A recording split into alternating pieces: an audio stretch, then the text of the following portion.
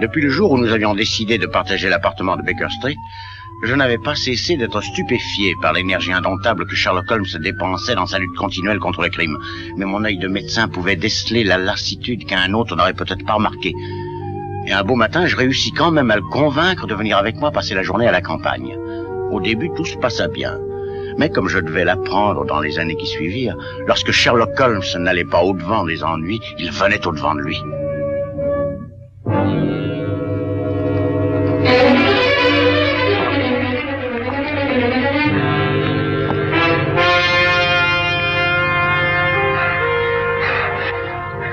Emmenez-la. Il pourrait arriver. Calmez-vous, on va s'occuper de vous dans une minute. Qu'est-il arrivé à cette jeune femme? Mais qui fuyez-vous? Stark, Garrow, ils ont essayé de me tuer. Vous entendez, Holmes? Peut-être devrions-nous les ramener en ville. Tout à fait d'accord. La jeune femme n'est pas blessée, mais elle est dans un état de profonde dépression. Allons, venez.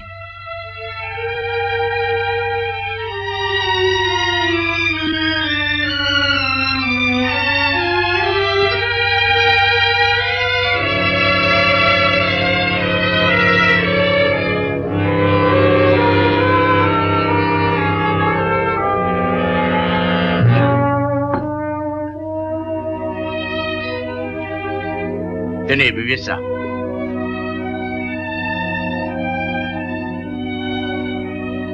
Ça va mieux? Oui, merci, monsieur. Va-t-elle se remettre au docteur? Oh oui, bien sûr. 2 fois hier soir, elle m'a sauvé la vie. Qui est-elle? Je n'en sais rien. Je ne la connais que depuis hier soir. J'ai bien peur qu'elle soit muette. Ah, sourde et muette. Non, elle entend et comprend tout parfaitement. Comment l'avez-vous connue? Eh bien, tout cela a commencé hier, dans l'après-midi. Il me semble qu'il y a une éternité de cela. J'étais dans mon bureau, en train de penser aux réalités de ma situation. Je suppose que tous ceux qui tentent l'aventure de monter une affaire à eux connaissent des temps difficiles. Au bout d'1 an, j'étais obligé de reconnaître que j'avais échoué et prêt à chercher du travail dans une société connue quelconque. C'est à ce moment-là que j'ai reçu la visite d'un client. Monsieur Azerley?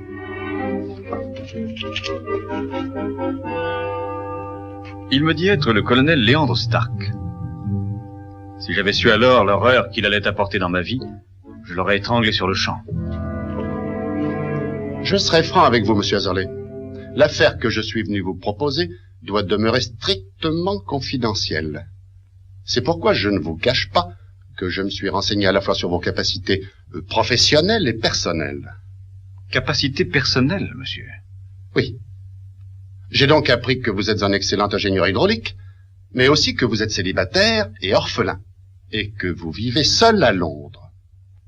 Oh, eh bien, tout cela est vrai, mais ça ne donne pas la raison de...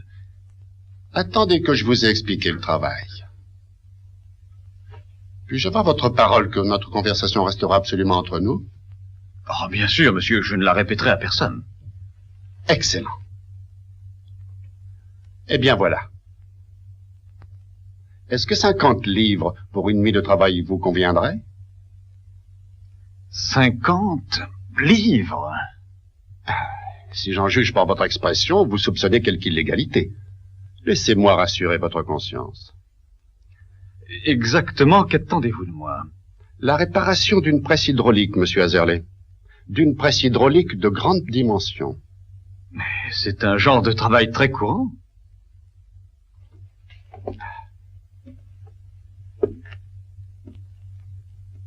Depuis quelques années, je possède une propriété à la campagne, juste à la sortie de Londres. Il y a quelque temps, je me suis aperçu que la terre contenait une veine de ce qu'on appelle communément terre de Fuller. Je suppose que ce nom vous dit quelque chose. Puisqu'il s'agit de l'extraire du sol, quel besoin avez-vous d'une presse hydraulique? Je suis un homme d'affaires, monsieur Azerley. Il n'est pas douteux que les terrains entourant le mien en renferment également. Et j'espère utiliser l'argent que me procurera ma découverte à acheter le terrain de mon voisin, à bas prix, avant qu'il n'ait découvert cette fortune cachée. C'est ça. Si mon voisin venait à soupçonner le trésor sur lequel il marche tous les jours, il ne voudrait vendre à aucun prix. Ah, c'est tout à fait clair maintenant. Vous utilisez la presse pour donner à la terre extraite une forme innocente quelconque, afin de la faire transporter sans éveiller de soupçons. Précisément. Ah, très ingénieux. Il y a une fortune là-dedans. Une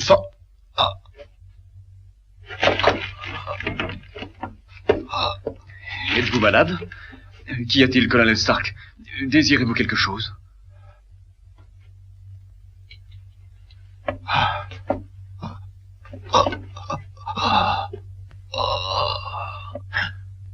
Ça va aller. C'est terminé.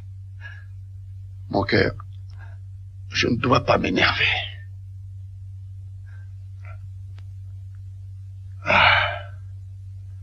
Voilà. J'ai placé ma confiance en vous, monsieur Azerley. Alors acceptez-vous le travail? Quand dois-je venir, monsieur? Je promis de le retrouver le soir. Hier soir, à la gare des Formes. L'heure qu'il proposa était tardive, 11h30. Mais il insista en disant qu'on nous remarquerait moins. J'avoue sincèrement que la pensée de l'argent m'empêchait totalement de m'étonner malgré ses façons bizarres d'agir. Un détail, monsieur. Quand nous vous avons rencontré, j'admets que vous étiez assez déprimé, mais vous répétiez sans arrêt que tous deux vous poursuivaient, d'où je déduis que Stark avait un complice. Oui, un étranger, un homme appelé Garrow. Je devais le voir plus tard ce soir-là. Continuez. Hier soir, donc, je pris le train pour Efford et arrivé là un peu après 11h, comme convenu. Ah, et le colonel Stark vous attendait? Il m'attendait. Nous roulâmes pendant près d'une heure. Soudain, nous nous arrêtâmes, et alors, il me poussa presque dans une maison toute noire. Stark murmura quelque chose pendant qu'il frottait une allumette. Et tout à coup, une lumière apparut en haut des escaliers.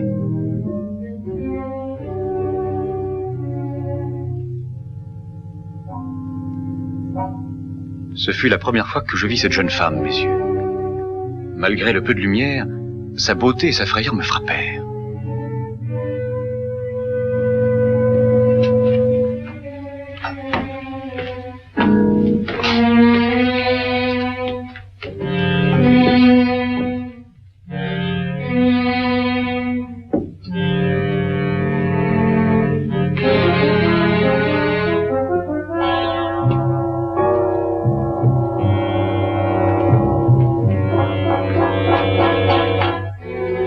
Cette jeune femme est notre gouvernante. Comment allez-vous, mademoiselle? Elle ne peut pas vous répondre. Elle est muette. J'ai oublié de vous dire que j'ai un associé, monsieur Garrow, un brillant minéralogiste. Je vais le prévenir si vous voulez bien m'excuser. Mais certainement.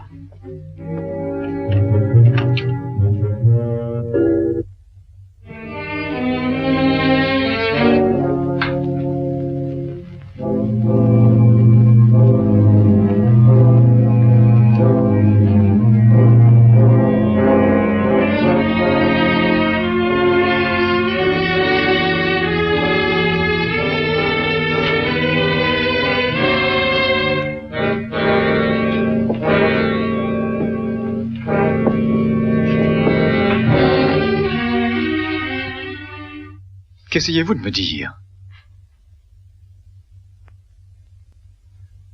Vous me demandez de partir? Pourquoi? Essayez-vous de me prévenir contre le colonel Stark?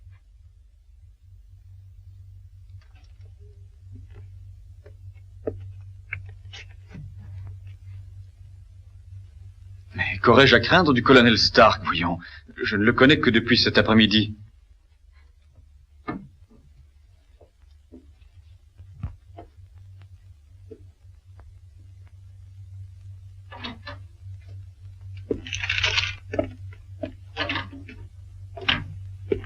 Monsieur Azerley, je vous présente mon ami et associé, monsieur Garrow. Enchanté, monsieur.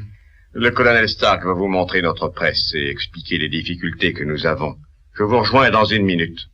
Dès que j'aurai réglé avec notre gouvernante les détails de votre séjour ici. Oui, oui, c'est une bonne idée. Si vous voulez me suivre, monsieur Azerley.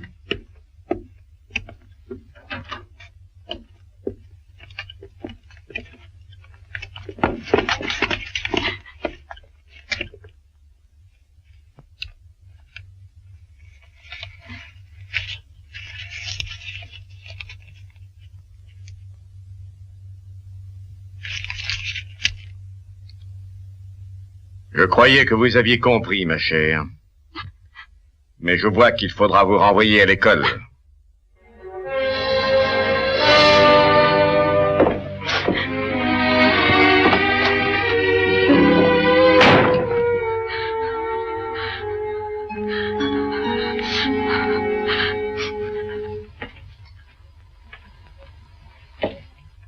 Oui, en principe, ceci est une presse hydraulique standard, bien que j'en ai rarement vu d'aussi grande. C'est exact. Mais aussi, elle fournit le travail de 4 presses ordinaires. Je vous ai dit que le temps était mon plus grand ennemi.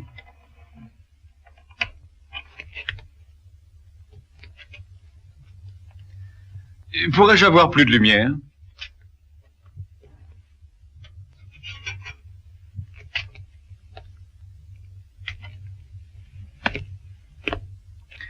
Du bois.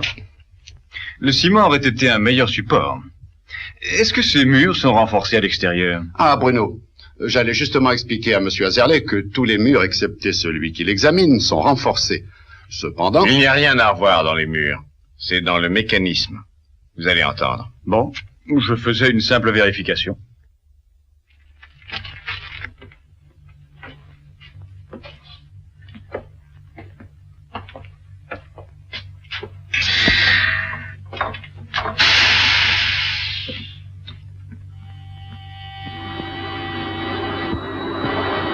Maintenant, écoutez.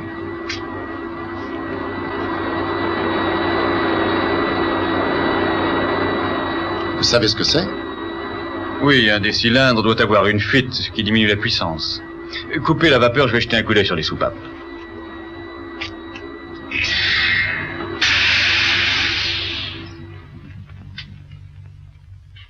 J'avais découvert ce qui n'allait pas et le reste ne posait plus aucun problème.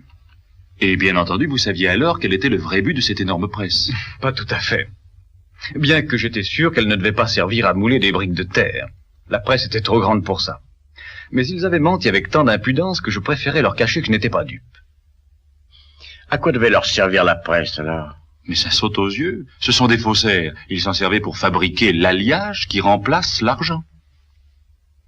C'est ce que je découvris pendant la nuit. Il était naïf de ma part de croire que dans la maison, tout le monde, sauf moi, dormait. Mais je le crus.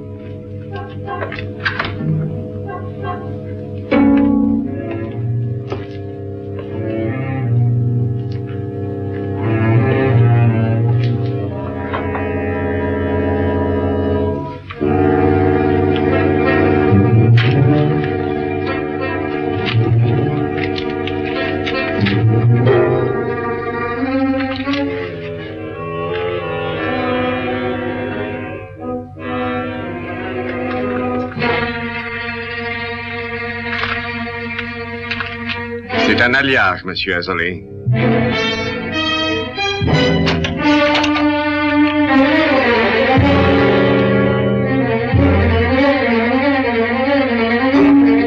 Garot!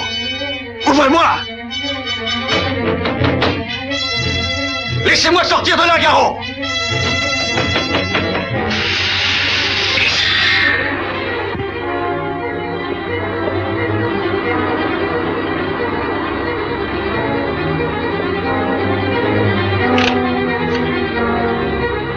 Colonel Stark! Nul mieux que moi ne savait ce que ce bruit signifiait.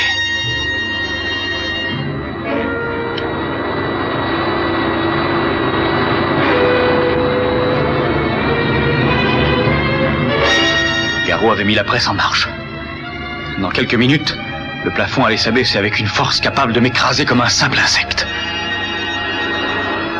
Et je n'avais aucun moyen de l'arrêter.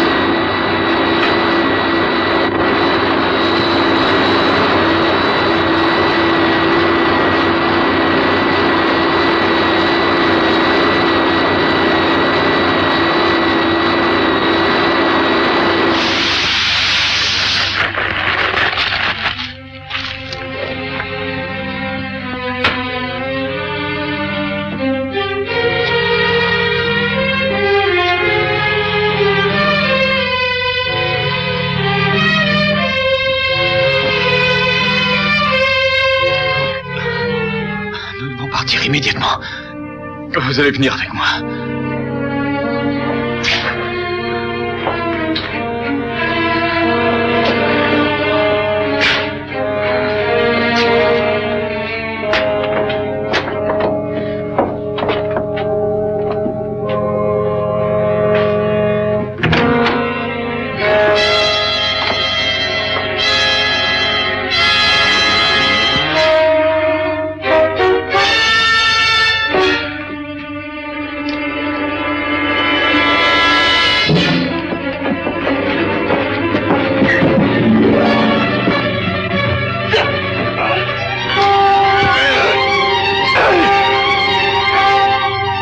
Vite! La police! Vite! Allez chercher la police! Ah, cette fois, je ne vous manquerai pas!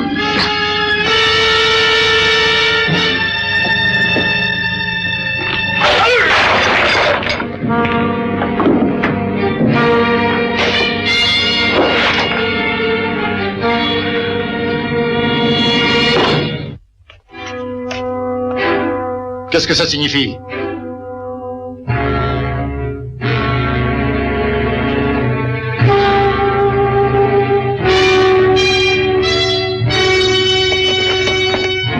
Que s'est-il passé ici? Bruno!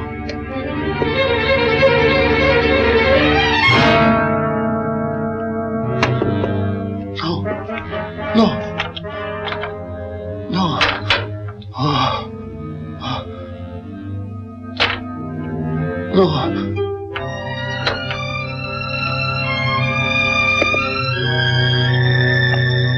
Non! À partir de ce moment-là, j'ai agi dans une sorte de rêve. Je me rappelle l'avoir transporté dehors, puis tout est devenu noir. Et vous ne vous rappelez pas avoir traversé la forêt? Très vaguement. La seule chose que je me rappelle, c'est vous et le docteur Watson, tous deux penchés sur moi. Vous n'êtes pas bien? Elle a crié, vous avez entendu? Oui, très clairement. Je vous en prie, ne laissez pas me reprendre. J'en mourrai. Allons, allons. Du cognac, Holmes, s'il vous plaît.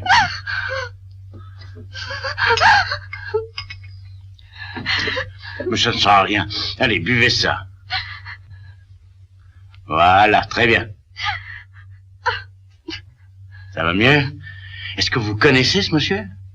Oui, monsieur Azerley. Oh, mais vous parlez, mais pourquoi hier soir avoir fait semblant de... Je ne faisais pas semblant. Je ne pouvais plus parler depuis 1 an. Excusez-moi, Miss Louise Connors. Miss Connors, je pense que les événements d'hier soir vous ont donné un choc semblable au choc que vous avez reçu il y a 1 an. Oui. Quand j'ai vu le revolver dans la main du colonel Stark, et il était pointé directement sur moi. Il y a 1 an, un autre jeune homme est venu aussi, afin de réparer la presse hydraulique. Je vois. Que savez-vous sur cet autre jeune homme? Je me tenais tout près de lui, quand tout à coup le colonel Stark sortit son pistolet et tira en plein visage de ce garçon. Pourquoi ne pas être allé à la police? Je l'ai fait, mais d'abord je dois vous dire que monsieur Garraud est mon oncle et tuteur, et il est ma seule famille au monde. Quand je fus témoin du meurtre, il se précipita sur moi, répétant sans arrêt « Tu n'as rien vu, tu entends, tu n'as rien vu !» Mais à la première occasion, je courus à la police. Et qu'a-t-elle fait? Mais rien, parce qu'à partir de ce moment-là, j'ai été incapable d'articuler un mot ou d'émettre un son. Comme si ma gorge s'était paralysée sous l'effet de la peur. Incroyable. Je sais que cela peut arriver. Oh, le pire de tout fut que mon oncle apprit ma tentative de le dénoncer à la police, et il me fit enfermer à Batlan. L'asile d'aliénés? Oh, j'y ai passé 6 mois.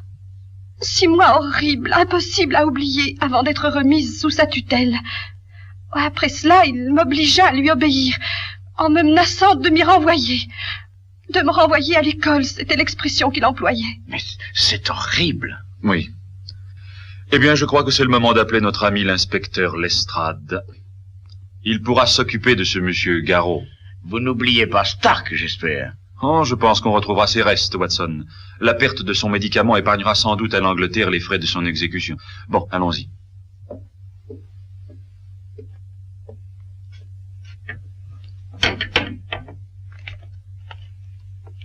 Maintenant que M. Azerley m'a dit avoir oublié d'éteindre la chandelle, au moment où il s'est échappé, je sais ce qui a provoqué l'incendie. Êtes-vous sûr que ce sont bien les restes du colonel Stark que vous avez retrouvés? Absolument. D'après plusieurs objets, on a pu identifier le corps. Il n'y a aucun doute. Pas de trace de l'autre? Non, inspecteur, je regrette. Très bien, merci, mon ami. Maintenant, où Holmes est-il encore parti? Il est simplement allé jusqu'à la gare. Il a dit que ce ne serait pas long. Écoutez, si Holmes s'imagine que... Je m'excuse de vous avoir fait attendre. Alors, tout est arrangé, Lestrade? Tout est arrangé, enfin, c'est une façon de parler. Stark est mort, Garrow s'est échappé. Tout ce qu'il nous reste à faire, c'est de rentrer à Londres et de mettre tout le monde à sa poursuite. J'approuve cette initiative, mais dites-moi, qu'est devenu l'argent? Quel argent? Eh bien, je parle de l'argent qu'il fabriquait, vous ne l'avez pas trouvé? Eh bien, non. Oh, je suppose que Garrow a dû l'emporter. Faudrait être stupide pour emporter de l'argent véritable, et complètement fou pour en emporter du faux, risquant de le faire arrêter. Mais alors, quelle est votre idée, Holmes? Miss Connors, la seule voiture utilisée ici est celle dans laquelle M. Haverley est venu la nuit dernière. Mais oui, je crois. Oui. Cette voiture n'a pas quitté son hangar depuis hier soir. Dans ce même hangar, j'ai trouvé un spécimen d'empreinte de pas de Garrow. Mais il n'existe aucune trace d'empreinte similaire s'éloignant de cette maison. Comme vous, je ne peux pas croire qu'il a essayé de s'échapper à pied. Comment s'est-il enfui, alors? Il ne l'a pas fait, mon cher. Il est toujours dans la maison, caché quelque part. Quoi? Monsieur Holmes, il existe une cave. J'ai examiné la cave moi-même. Non, je veux parler d'une cave qu'ils ont creusée pour y cacher l'argent. Elle doit avoir son entrée dans la maison même. Oh, ils n'ont jamais voulu me dire où elle se trouvait.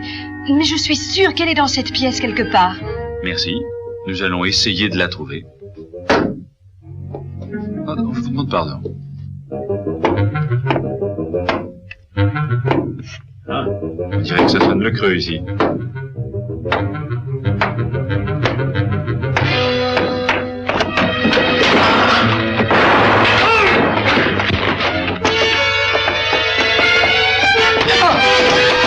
Jolie performance, Watson. Oh, vraiment, ça a été facile. Voyons, faites-moi voir ça. Oh, juste une éraflure, docteur. Rien de sérieux. Je vais l'examiner quand même. Voyons. Venez, vous autres, venez nous aider. C'est fini. Désormais, vous n'aurez plus rien à craindre de M. Garrow. Cette affaire a été décevante du début à la fin. Je n'ai pas eu mes 50 livres, puis j'ai failli être réduit en bouillie. Mais ça aurait pu être pire, je suppose. Non, oui, bien pire, mon ami. Par exemple, je pense que ceci est à vous. À moi? Qu'est-ce que c'est? Votre chaussure, je présume. Je l'ai trouvée dans la presse. Ça donne à réfléchir, n'est-ce pas? Oui, Watson, vous aviez raison. Rien de tel qu'une journée à la campagne pour se détendre.